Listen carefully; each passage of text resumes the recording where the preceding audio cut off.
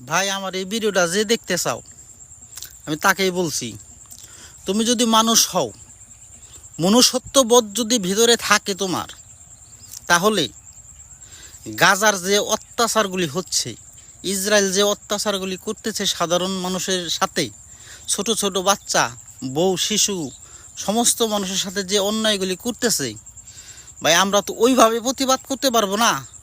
ইসরায়েলের যে পণ্যগুলি আছে বাংলাদেশে, সেগুলি আমরা কিনা থেকে বিরত থাকি।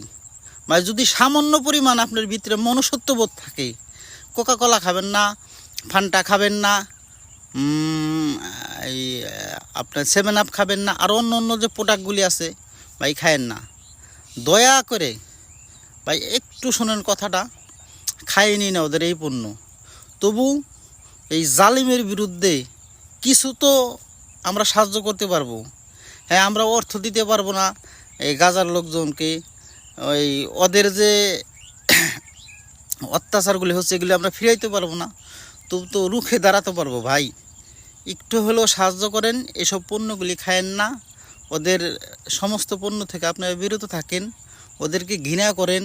যদি মনে করেন আমার কথাগুলি ভালো, তাহলে অবশ্যই এই ভিডিওটা শেয়ার করেন, যাতে নিয়ে সবাই বুঝতে পারে যে অত্যাচারী জালেমদের বিরুদ্ধে আমরাও আছি। আমরা মুসলমান, আমরা এক ভাই আর এক ভাই জন্য অবশ্যই আছি। হয়তো যুদ্ধ করতে পারবো না, তবু তো মনে করেন যে ওদের পণ্য কিনবো না, ওদের ঘৃণা করব। এই ভিডিওগুলি শেয়ার করে দেবো যাতে সবাই এই জিনিসগুলি বুঝতে পারে। হ্যাঁ, একমাত্র আমাদের কাছে মহান আল্লাহ তাআলা যদি আমাদের মুসলমানকে রক্ষা করে, আল্লাহ আমাদের রক্ষা করো। আর মুসলমান যারাই আছেন ভাই, দয়া করে ভিডিওটা শেয়ার করে দেন, যাতে সবাই এগুলি শুনতে পারে, বুঝতে পারে।